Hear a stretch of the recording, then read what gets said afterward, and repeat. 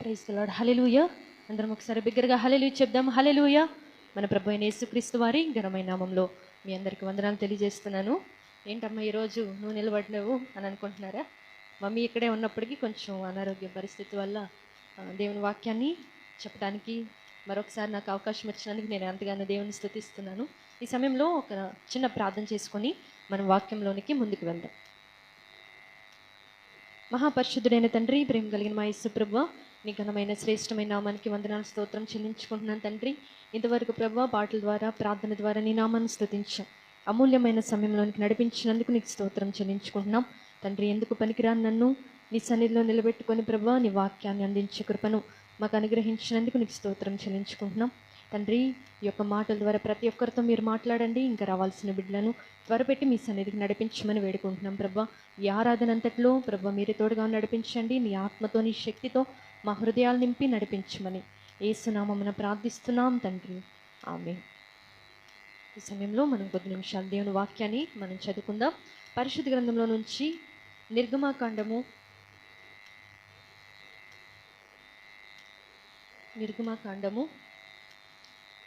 33వ అధ్యాయము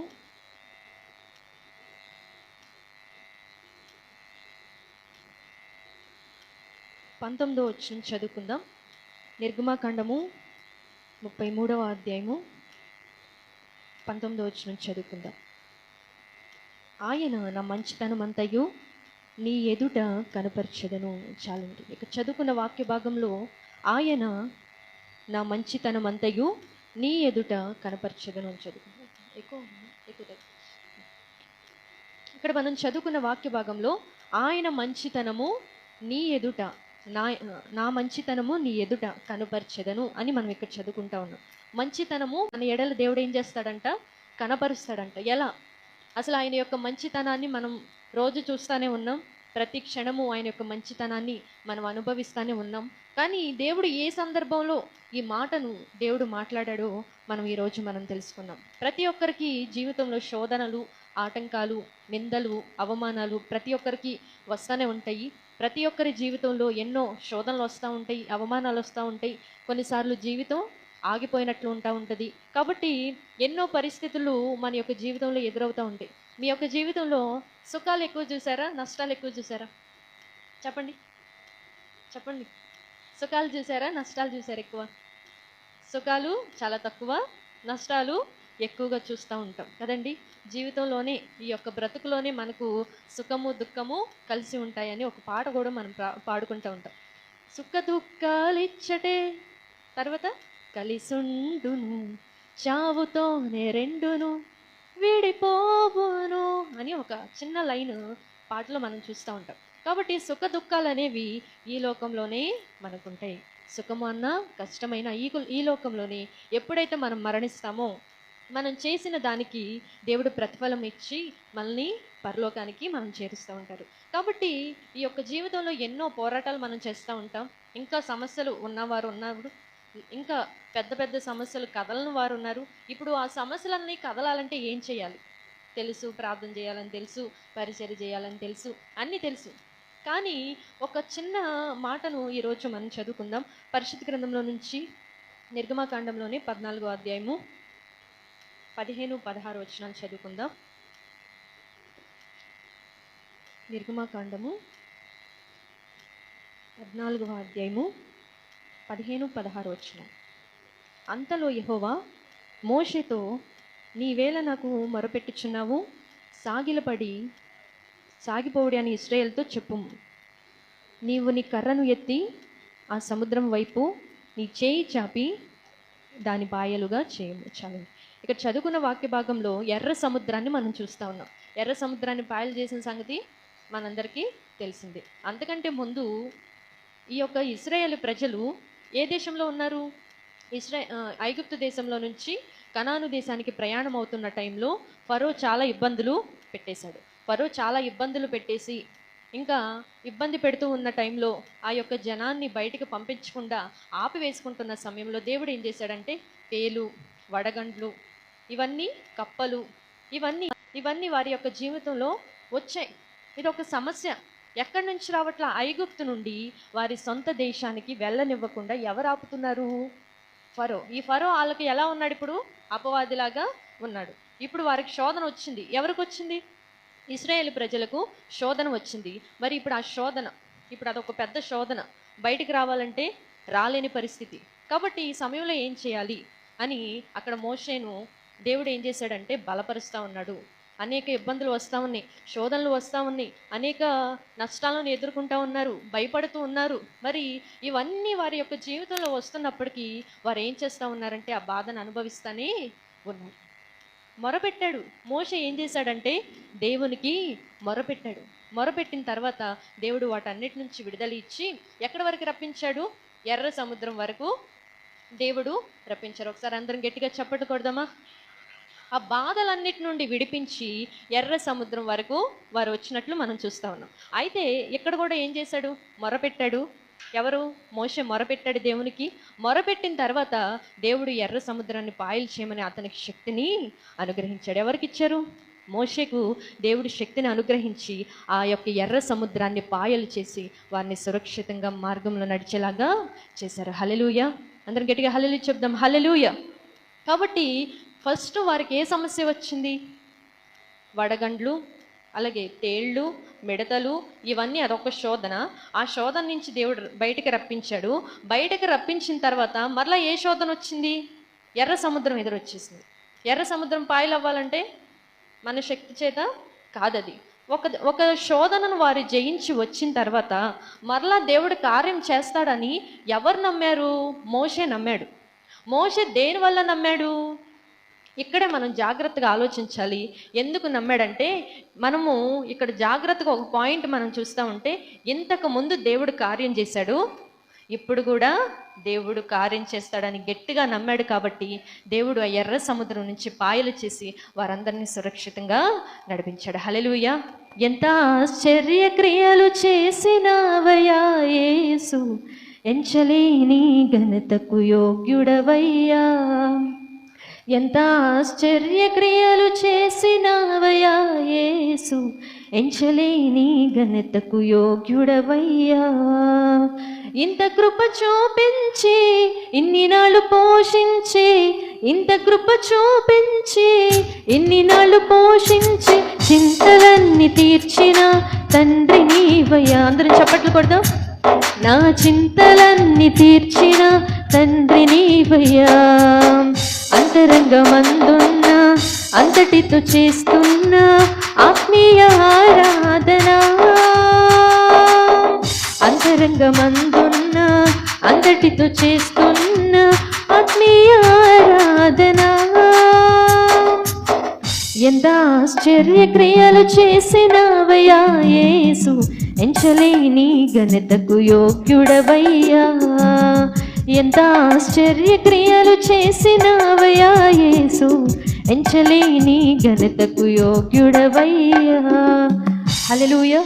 దేవుడు ఏం చేశాడంటే, ఒక పరిస్థితి నుంచి వారిని విడిపించిన తర్వాత దేవుడు మరొక శోధన వచ్చినప్పటికీ అక్కడ మోషే ఏం చేశాడంటే, ఇంతకు ముందు దేవుడు కార్యం జరిగించాడు, ఇప్పుడు కూడా దేవుడు కార్యం జరిగిస్తాడని నమ్మాడు, మొరపెట్టాడు. ఆ యొక్క శోధన నుంచి దేవుడు విడుదలిచ్చాడు. హల్లెలూయా!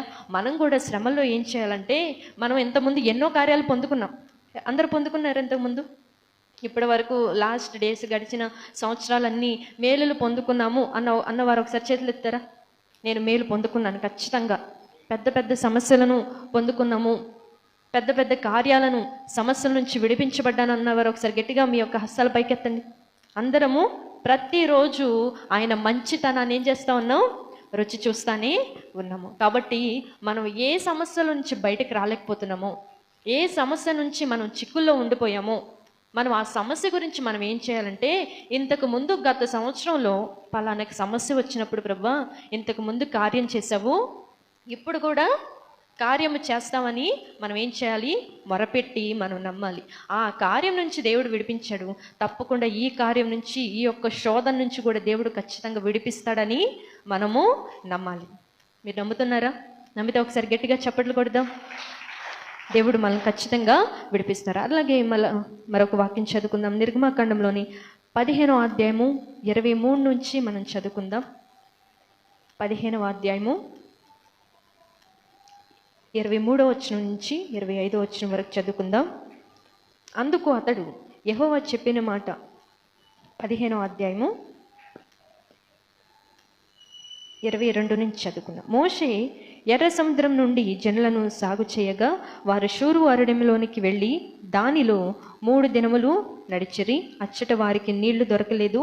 అంతలో వారు మారాకు చేరిరి. మారా నీళ్లు చేదైనవి గనుక వారు ఆ నీళ్లు త్రాగలేక పోయిరి. అందువల్ల దానికి మారా అని పేరు కలిగెను. ప్రజలు మేమేమి త్రాగుదామని మోషే మీద సణుగుకొనగా అతడు యెహోవాకు మొరపెట్టెను. అంతటా యెహోవా అతనికి ఒక చెట్టును చూపించెను. అది ఆ నీళ్లలో వేసి తరువాత నీళ్లు మధురములాయను అని చదువుకున్నాం. ఇక్కడ మరొక కార్యం, ఇక్కడ వారికి ఏమొచ్చింది? మరొక శోధన వచ్చింది. ఫస్ట్ ఏమొచ్చింది? ఫరో వల్ల సమస్య వచ్చింది. దేవుడు విడిపించాడు. మరలా ఎర్ర సముద్రము, దేవుడు దాని నుంచి విడిపించాడు. మరలా ఏమొచ్చింది? ఇక్కడ వాటర్, మంచినీళ్ళు వారికి దొరకట్లేదు. షూరు అరణ్యంలో వారికి మంచినీళ్ళు దొరకనట్లు, మంచి త్రాగునీరు దొరకనట్లు మనం చూస్తూ ఉన్నాం. కాబట్టి ఇక్కడ ఆయన ఏం చేశారంటే, దేవుడు మోషే ఏం చేశాడంటే మరలా మొరపెట్టాడు. ఎవరికి? దేవునికి మొరపెట్టాడు. ప్రభు, మరలా ఇంతకుముందు దేవుడు కార్యం చేసావయ్యా, ఇప్పుడు కూడా నువ్వు కార్యం చేస్తావని నమ్మి ఏం చేశాడు? అక్కడ అతడు యెహోవాకు మొరపెట్టెను అని. అక్కడ అసలు మొరపెట్టాను అన్న విషయం లేకుండా ఇంకో మ్యాటర్ రాయిలా. ప్రతి దాంట్లో ఏముంది? మొరపెట్టాను అని ఉంది. ఎందుకు మొరపెట్టాడు? విశ్వాసం ఏముంది లోపల? గత సమస్య నుంచి దేవుడు విడిపించాడు.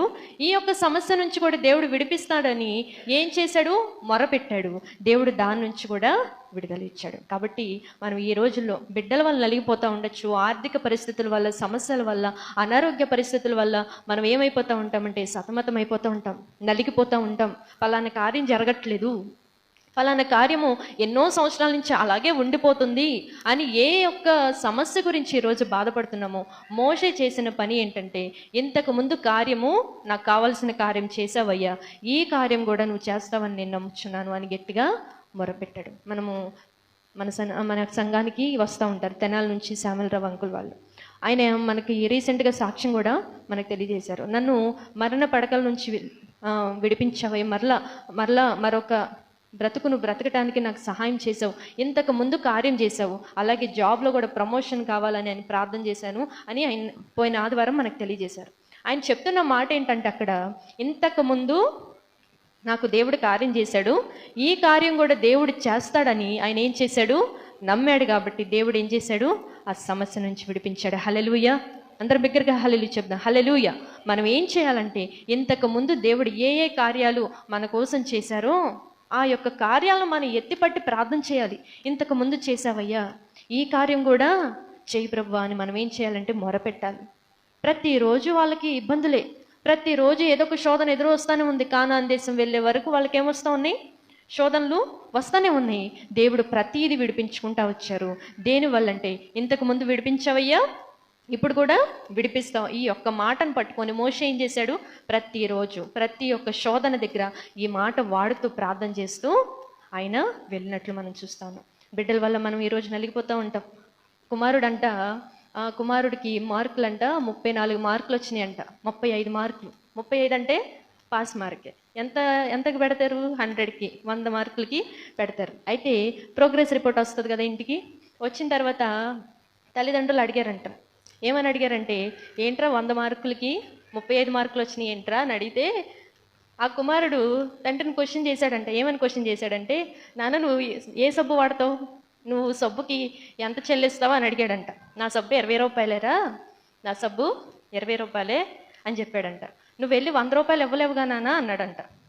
ఇవ్వనరా, నేను 20 రూపాయలు ఇస్తాను అని చెప్పాడంట. మరి నాకు 100 మార్కులతో పని లేదు, 35 మార్కులతో పాస్ అయిపోయాను, ఇంక 100 మార్కులతో నాకేం పని అన్నాడంట. లాజిక్కే కదా. 35 మార్కులతో పాస్ అయిపోయాను, ఇంక 100 మార్కులతో నాకేం పని అనేసరికి నాన్నకి కోపం వచ్చేసి కొట్టేశాడండి. ఇలా పిల్లలు ఏమైపోతూ ఉంటారు? లాజిక్లు వెతికేసి మనకే క్వశ్చన్స్ చేస్తూ ఉంటారు. కాబట్టి అలాంటి పేరెంట్స్ కూడా ఉంటారు, అలాంటి పిల్లలు కూడా మనకు ఉంటారు, ఎదురు చెప్తూ ఉంటారు. వారి వల్ల మనం ఇబ్బంది పడుతూ ఉంటాం. సండే స్కూల్ కూడా మనం క్రమంగా పంపించాలి. సండే స్కూల్ కూడా మనం టైంకి పంపించాలి. మీరు ఎలా లేట్గా వస్తున్నారు, వారు కూడా అలాగే చక్కగా లేట్గా వస్తున్నారు. ఇంటి దగ్గర ఏం చేస్తున్నారంటే, మా అమ్మ 8కి వెళ్ళింది అక్క, మా అమ్మాయి 8కి వెళ్ళింది, టిఫిన్ చేయలేదంట. ఇలా రకరకాల రీజన్స్ పిల్లలు చెప్తూ ఉంటారు. కాబట్టి మనం ఎలాంటి సమస్యలో ఉన్నా, ఎలాంటి పరిస్థితులు మనం ఎదుర్కొంటూ ఉన్నా, మనం ముందు జరిగిన కార్యాలు మనం ఎప్పుడు మర్చిపోకూడదు. ముందు జరిగిన కార్యాలు మనం ఎప్పుడు మర్చిపోకుండా మనం దానిని బట్టి మనం ధైర్యం తెచ్చుకోవాలి, దానిని బట్టి మనం మొరపెట్టాలి. గత సంవత్సరంలో నీకు కార్యాలు చేయకపోతే అప్పుడు మనం ఏం చేయాలి? దేవుని మీద బాధపడాలి. నేను ఇంతవరకు క్షేమంగా నడిపిస్తూ ఉన్నాడు, చక్కగా పిల్లలకి తల్లిదండ్రులుగా ఉంటా ఉన్నాము, ఆరోగ్యంగా దేవుడు ఉంచుతూ ఉన్నారు, ఒకవేళ అనారోగ్యాలు వచ్చిన దేవుడు స్వస్థపరుస్తూ ఉన్నారు, అన్నిటి నుంచి దేవుడు విడిపించినా కానీ దేవుడు ఇంకా కార్యాలు చేయట్లా, దేవుడు ఇంకా నా పట్ల జాలి చూపించట్లే, ఈ మాటలు అంటానే ఉంటాం. గత సంవత్సరంలో ఎన్ని కార్యాలు జరగలా? ఎన్నో కార్యాలను మనం చూస్తూ ఉన్నాం, ఎన్నో కార్యాలను మనం అనుభవిస్తూ ఉన్నాం. ఆయన యొక్క మంచితనాన్ని మన మీద దేవుడు కుమ్మరిస్తూ ఉన్నాడు. కానీ ఇప్పటికి మనం ఏం చేస్తూ ఉన్నాం? దేవుడు కార్యం చేయట్లా. ఆ కార్యమే పట్టుకొని గత సంవత్సరం చేసిన కార్యాలన్నీ మర్చిపోయి ఆ ఒక్క కార్యాన్ని బట్టి దేవుణ్ణి ఎంతగా దూషిస్తున్నాం, ఎంతగా దేవుణ్ణి మనం అవమానపరుస్తున్నాం. కాబట్టి ఆ కార్యాలన్నిటిని బట్టి మనం ఏం చేయాలి? దేవుని సన్నిధిలో మనం ప్రార్థన చేస్తూ ఉండాలి. కాబట్టి ఈరోజు మనం ఏ సమస్యలో ఉన్నామో, ఏ యొక్క ఇబ్బందుల్లో ఉన్నామో, ఏ యొక్క సమస్యలో మనం బాధపడుతూ ఉన్నామో, ఆ యొక్క సమస్య గురించి మీరు చేయాల్సిన ప్రార్థన ఏంటంటే, గత సంవత్సరంలో ఎన్నో కార్యాలు చేసావయ్యా, ఈ సంవత్సరం కూడా ఈ యొక్క సమస్య నుంచి నువ్వు తప్పకుండా విడిపిస్తావు అని మనం ప్రార్థన చేయాలి. మోషే ఏం చేశాడు? ఆ యొక్క మాట పట్టుకొని ప్రతి శోధన దగ్గర మొరపెట్టినట్లు మనం చూస్తూ ఉన్నాం. ఫరో ఎదురొచ్చినప్పుడు ప్రార్థన చేశాడు. ఇంకోటి, నీళ్లు లేనప్పుడు మొరపెట్టాడు, ఎర్ర సముద్రం దగ్గర మొరపెట్టాడు. ప్రతి చోట ఆయన ఏం చేశాడు? ప్రార్థన చేశాడు, మొరపెట్టాడు. ఇంతకుముందు చేసావని దేవుడు కార్యాలు చేశాడని చక్కగా నమ్మాడు. ప్రతి ఒక్క శోధనను జయించుకుంటూ వెళ్ళాడు. చివరి దాకా ఆయన వెళ్ళినట్లు మనం బైబిల్లో మనం చూస్తూ ఉన్నాం. కాబట్టి ఆయన యొక్క మంచితనాన్ని మనం పొందుకోవాలంటే, ఆయన మంచితనం అంతా మన ఎడలు మనం పొందుకోవాలంటే మనం చేయాల్సిన ప్రార్థన ఏంటంటే, ఇంతకు ముందు కార్యం చేసావయ్యా, ఇప్పుడు కూడా నువ్వు కార్యం చేస్తావు అని గట్టిగా నమ్మి విశ్వాసంతో మనం ప్రార్థన చేస్తే మనం ఖచ్చితంగా కార్యాలు పొందుకుంటూ ఉంటాం. కాబట్టి జూలై 1 నుంచి మనకు ఉపవాస ప్రార్థనలు మనకి జరుగుతూ ఉన్నాయి. గట్టిగా ప్రార్థించండి. మీరు ఏ సమస్యల్లో ఉన్నారో, ఏ ఒక్క బాధలో ఉన్నారో, ఆత్మీయ జీవితంలో మనం దిగజారిపోయి ఉంటాం. ప్రతి సమస్యను మనం ఏం చేయాలంటే, ఇంతకు ముందు జయమిచ్చావు ప్రభా, ఇప్పుడు కూడా నువ్వు జయమిస్తావని మనం ఖచ్చితంగా విశ్వాసంతో మనం ప్రార్థన చేద్దాం. మన యొక్క విశ్వాస జీవితంలో దేవుని కోసం నమ్మకంగా బ్రతుకుదాం. దేవుడి కొద్ది మాటలు దీవించి ఆశీర్వదించును గాక. ఆమేన్. అందరం చిన్న ప్రార్థన చేసుకుందాం. ప్రతి ఒక్కరం చిన్న ప్రార్థన చేసుకుందాం. ఇంతవరకు ప్రభు ఎన్నో శోధనలు వచ్చినప్పటికీ నీవు విడిపిస్తూ వచ్చినందుకు నీకు స్తోత్రం చెల్లించుకుంటున్నాం.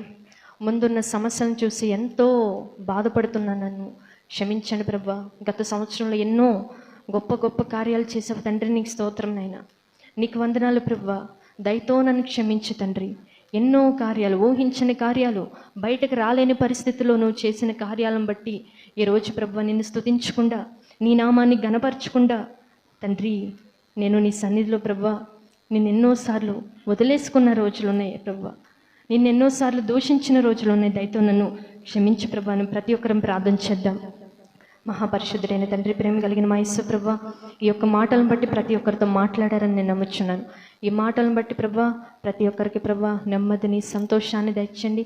వారి యొక్క హృదయాల్లో మీరు నాటమని వేడుకుంటున్నాం తండ్రి. ఈ మాటలను ప్రభా ప్రతి ఒక్కరికి ఆశీర్వాదకరంగా, దీవెనకరంగా ఉండటానికి సహాయం చేయండి. మిగతా కార్యక్రమం అంతట్లో మీరు తోడుగా నడిపించమని యేసు నామమున ప్రార్థిస్తున్నాం తండ్రి. ఆమేన్.